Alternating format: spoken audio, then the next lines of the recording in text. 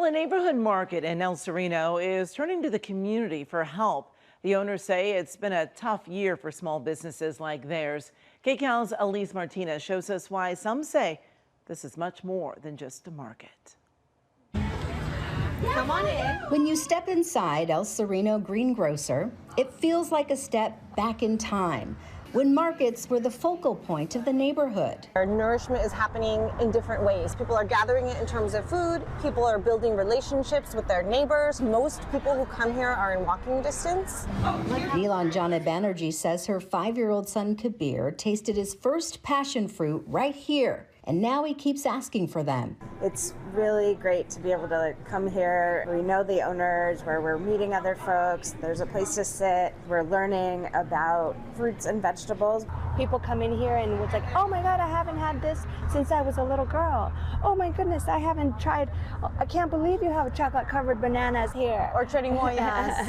or zapotes. Owners and spouses Patricia Torres and Erica Crenshaw are celebrating 1 year in business in an area they say desperately needs healthy food that also represents the multicultural families who live here. We are in the technical food desert.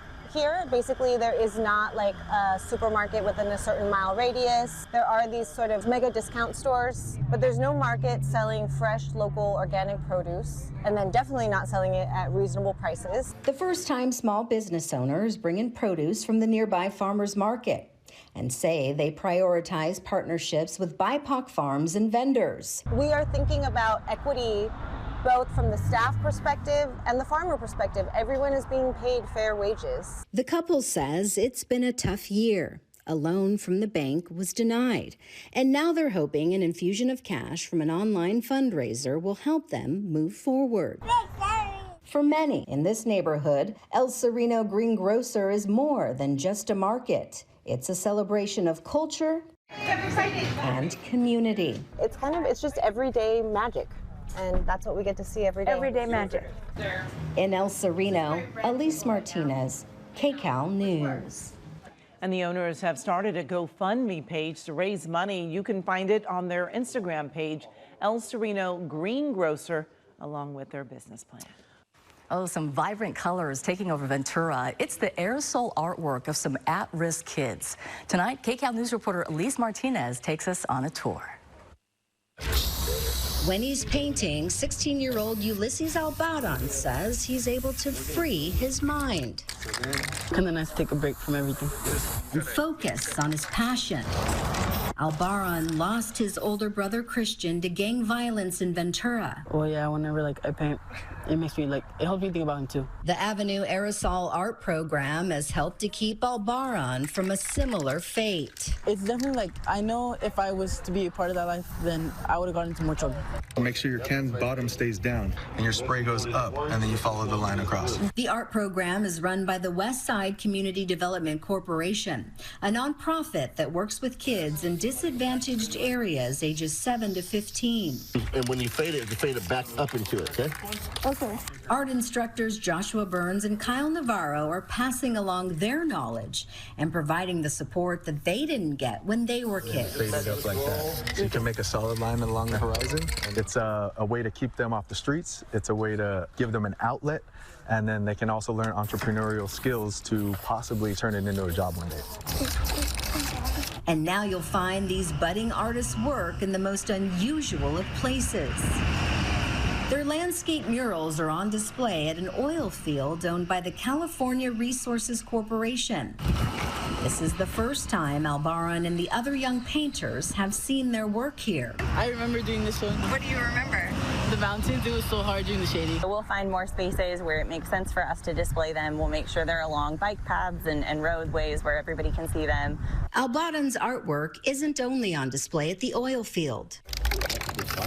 You'll find it on murals and utility boxes all over town. It's honestly really cool. I mean, I could just say oh, I did that. And then most people won't believe me, but I know I did that. And seeing his work gives Albaran a sense of pride he's never felt until now. It's really nice to know oh, I'm part of this town now, I guess. Well, I am part of this town, but it's nice to know that my art too is a part of this town. In Ventura, Elise Martinez, KCAL News. Well, there's a hidden farm in the middle of a Los Angeles neighborhood that produces thousands of pounds of fresh produce. And they do it in a sustainable way. KCAL's Sereno Nakano shows us how growing in your community can help your community grow.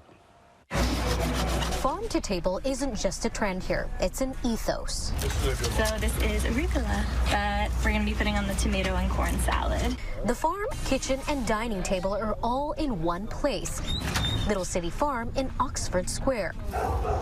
From the outside, it looks like any other home on this residential street. Hi, welcome. But as you walk past the front gate, you're transported into a 10,000 square foot world of green. This was under concrete for 100 years. We wanted to see if we could bring back the soil. Angus James owns the lot. In 2020, he and his co-founder ripped up half of a tennis court, hoping to start a family garden.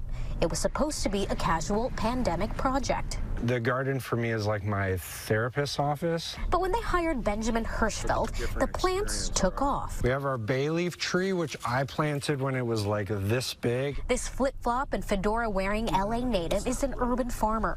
Inspired by gangster gardener Ron Finley, he helped turn this unused land into a sustainable farm. Use gray water from the house to water the crops, raise chickens, and compost scraps. In the first year alone, they harvested 800 pounds of fresh organic produce to supply a local restaurant. This is opal basil. As the farm flourished and the pandemic continued, the founders realized they were sitting on an opportunity. People were looking for outdoor places to do venues, to do a birthday. Our friends started hitting us up, and it just sort of snowballed from there. Enter Jessica Jonas. It's a jewel in the middle of the city. The event coordinator took the sustainability idea to the next level to host zero-waste events. We don't do single-use beverage. We have a very limited bar here. It's just a farm-to-glass cocktail that has the juices harvested here. The outdoor furniture is upcycled. Tableware is thrifted. Decorations are natural. And because many of the ingredients are sourced here, there's no CO2 emission from grocery deliveries. Little City Farm's bread and butter is now a farm tour plus a private chef dinner party, an intimate way to connect with your community. They say their goal is to show others that this is possible, even in LA, and to inspire others to do the same. There's 25, 30 houses on this block, and they all have grass in their front yard. We need to set it up where I'm going to grow some stuff, and you're going to grow some stuff, and you're going to grow some stuff, and we're going to all trade. The dream, a food forest utopia in the middle of LA. I'm Sereno Nakano, KCAL News. Nowhere to go. It's one of the top reasons people leaving prison end up living on the streets or back behind bars. And for women with children, it can be even harder to land on their feet. KCAL's Leslie Medellin takes us inside a new temporary housing site in Long Beach, keeping families together. It's a full house of girls for mother Vanessa Calderon. And right now, it's makeup time. Oldest 12-year-old Annabelle is the artist. 3-year-old Grace shows off her makeover. But life hasn't always been full of laughter for Calderon and her 5 girls. So I feel like this place really saved me. Calderon dealt with drug addiction. Her girls were in and out of foster care as she was in and out of jail. She fought to get her daughters back, but with no place to go, they were recently forced to live in their car for 5 months. It was hard. It was really hard. We're all excited when we each had our own pillow and we each had our own bed. The Calderons now have temporary housing thanks to the nonprofit Holidays Helping Hands and LA County's new Justice Cares and Opportunities Department. You know, you want to make sure that everyone's space is respected, that people feel safe. The new housing site in Long Beach has 55 units aimed specifically at helping formerly incarcerated women and their families, but also houses some fathers with children. You know, far too often, if we look at our homeless numbers, the vast majority have touched the justice system, right? And so having a person to be able to land in housing is really important. The program houses people for 9 months and offers programs including therapy, substance abuse treatment, and parental counseling.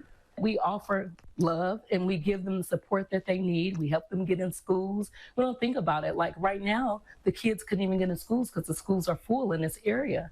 But we don't think about all these things and complications that the parents run up against. They also offer job assistance and 3 hot meals a day. Dinner for today, barbecue riblets. Anna Sanchez and her 7-month-old Zanaya found shelter here as mom fights to get back on track and hopefully custody of her 4 other children after living on the streets for 13 years. Now I'm doing everything good. Yay! I'm doing everything I'm supposed to be doing through DCFS, my criminal court. The goal is to get these families into permanent housing, break the cycle, and keep them together in a place they can call home.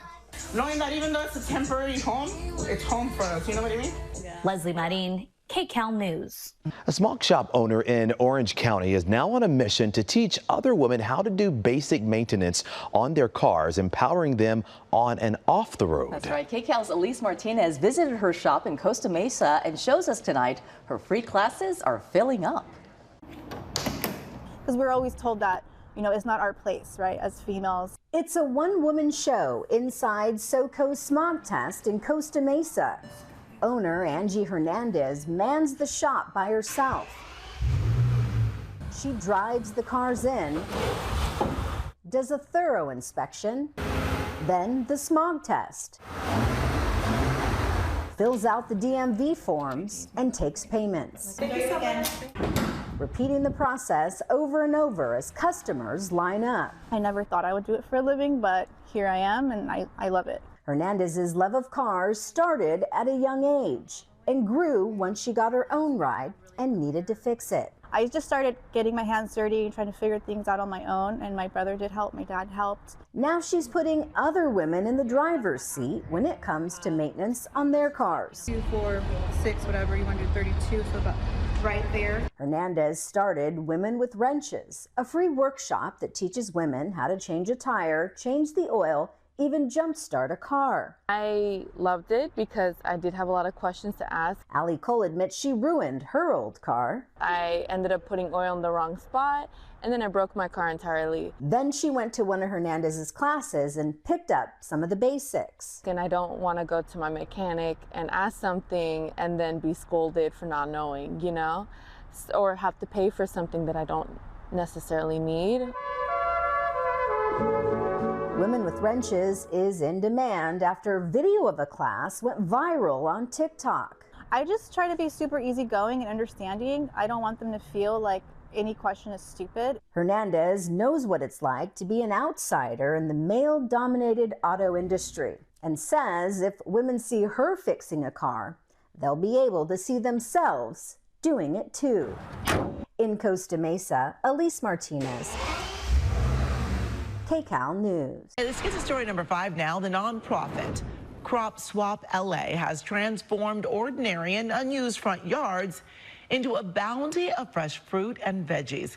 KCAL News reporter Jasmine Veal has more on what's growing and how it's helping the community. Look at that. That'll feed a lot of people. Beverly Lofton's front yard in Hyde Park wasn't always this thriving micro farm of squash, lettuce, grapes, and more. Right, it was just lawn.